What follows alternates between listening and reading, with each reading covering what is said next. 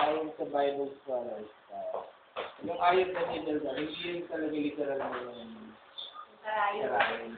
Kasi may isang passageway sa may Egypt, sa Jerusalem, na may medyo mababa siya. Kailangan yung camel lumipit pa siya. Lumukot, araw-araw. Yung camera talaga yung impact. Nung bata ako yung iniisip ko na yung Ryan. Imposible namang makalusot yung camel sa Ryan.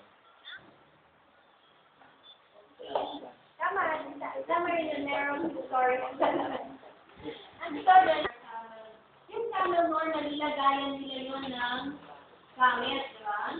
So, parang para makapasok yung mga gas na gamitan nila, everything is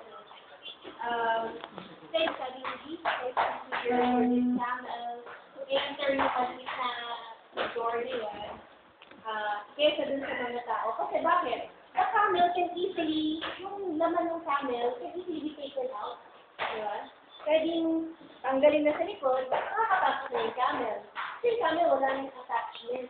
Yung bago nito kasi, especially tatay and baby. Especially kasi challenge sa atin ito. You know, si Jesus is calling us to a radical life. Radical. So, kita niyo yung mundo ngayon, especially ngayon, more so ngayon kaysa noong araw, we are bombarded by media, television, diba?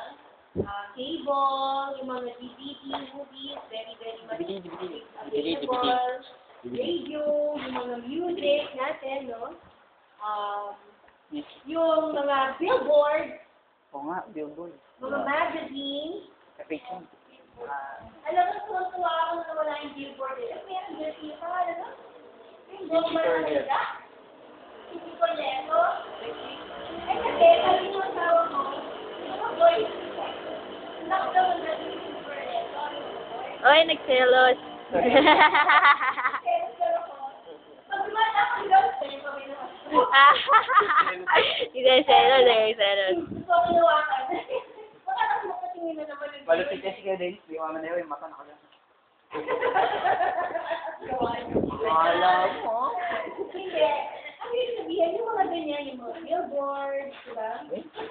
Magazines, internet, lahat yan.